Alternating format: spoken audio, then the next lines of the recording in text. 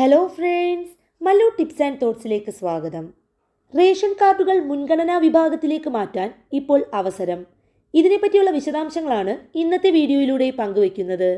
നിങ്ങൾ ഈ ചാനൽ ആദ്യമായി കാണുകയാണെങ്കിൽ ഇൻഫോർമേറ്റീവായ വീഡിയോകൾ തുടർന്നും ലഭിക്കുവാൻ ദയവായി ചാനൽ സബ്സ്ക്രൈബ് ചെയ്ത് സപ്പോർട്ട് ചെയ്യുക. മാത്രമല്ല അതോടൊപ്പമുള്ള ബെല്ലൈക്കൺ കൂടി എനേബിൾ ചെയ്യുകയാണെങ്കിൽ ഞങ്ങൾ അപ്ലോഡ് ചെയ്യുന്ന ഇൻഫോർമേറ്റീവായ വീഡിയോകളുടെ നോട്ടിഫിക്കേഷൻ നിങ്ങൾക്ക് ലഭിക്കുന്നതാണ്.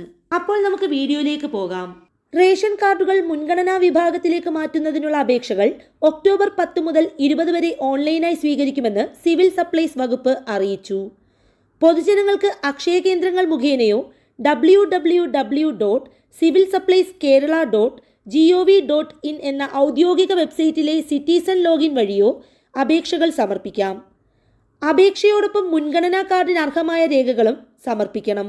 മുൻഗണനാ കാർഡിന് വേണ്ടി നേരത്തെ അപേക്ഷ സമർപ്പിച്ചിട്ടുള്ളവരിൽ നിന്ന് അർഹരായി കണ്ടെത്തിയ 11,348 പേർക്ക് നടപടിക്രമങ്ങൾ പൂർത്തിയാക്കി മുൻഗണനാ കാർഡുകൾ അനുവദിച്ചതായി മന്ത്രി GR അനിൽ അറിയിച്ചു.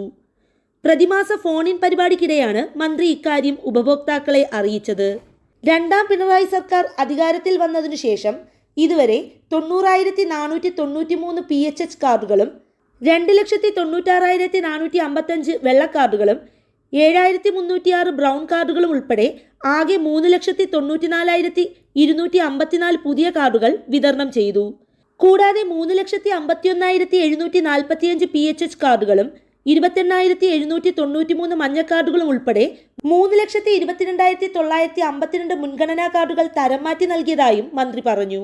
അനധികൃതമായി മുൻഗണനാ കാർഡ് കൈവശം ഉപയോഗിച്ചവരിൽ നിന്ന് 2021 മെയ് 21 മുതൽ ഈ വർഷം ഓഗസ്റ്റ് വരെ 44,609 റേഷൻ കാർഡുകൾ പിടിച്ചെടുത്തു.